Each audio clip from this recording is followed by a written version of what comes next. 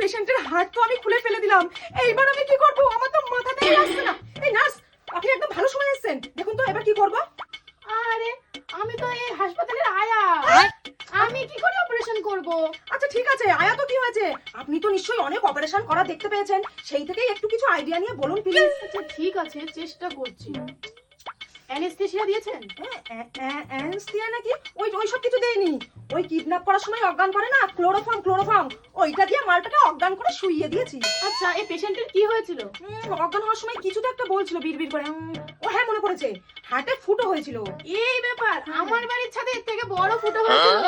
জল পড়ছিল, বৃষ্টির জল ঘরের মধ্যে, খাটমাট ভিজে যাচ্ছিল, ওই জন্য সিমেন্টের পুট্টি দিয়ে একদম লেপে দিয়েছি, তারপর থেকে জল পড়ে না। আপনি একটা কাজ করুন, ওই ফুটোটার মধ্যে না সিমেন্ট আর পুট্টি আচ্ছা করে ভরে দিন, ভর্তি করে দেবেন, আর সাইড দিয়ে একটু প্লাস্টার করে দিন, তাহলে দেখবেন হয়ে যাবে। বাহ, আজকের থেকে তুমি এই হসপিটালের সবথেকে বড় ডাক্তার।